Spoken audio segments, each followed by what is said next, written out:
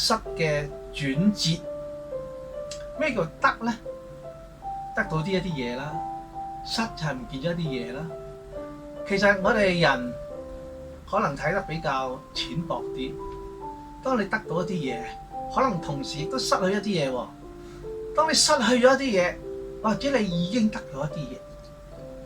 嗱，呢個喺以往咧，道德個德同埋得失個得咧係一樣，嗰個字就係道德。咁道德嚟代表得失，點解啊？因為有道德嘅人先至係真正得到你一切可以得到嘅嘢。當你冇道德咧，你就會失去晒一切嘅嘢。咁所以我哋有時睇得失唔好咁緊張。有時我哋教導小朋友嘅時候咧，要佢哋睇輕啲、睇闊啲呢個得失嘅問題。因為你可能考到全級第一，考到全校第一，你考唔考到全香港、全世界第一咧？當你考唔到全世界第一嘅時候，你係咪會失落咧？嗰種挫敗、失落感可能令到你受傷。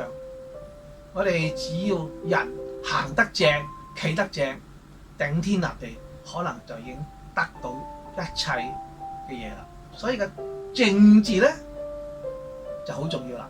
下低就係腳，上邊有一條線係我哋嘅道德底線，或者我哋目標嘅線位。去到目標我哋就夠啦，唔好太貪心，要過個目標。當然人生可以每一個階段有不同嘅目標去達到，但係當得唔到嘅時候咧，亦都無需要過分去到憂慮或者係苦惱。我哋人啊，只要堅持呢個正念，不斷去做，有陣時我哋係享受個過程多於你得到一啲嘢。因為我哋剛才講啦，其實當你擁有得到一啲嘢嘅時候，或者你已經失咗一啲嘢，你唔知道。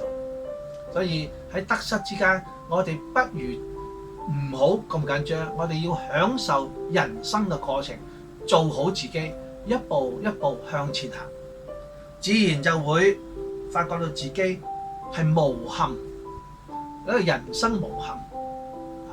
我哋不妨同仔女討論下，你有冇發覺自己嘅潛能喺邊度咧？揾到自己嘅潛能，不斷去發揮。嗱，呢個就係你人生嘅得着，最大嘅得着就發揮你嘅人生嘅潛能。好，請大家翻去同你嘅仔女多啲傾下佢嘅潛能所在，發揮。多謝大家。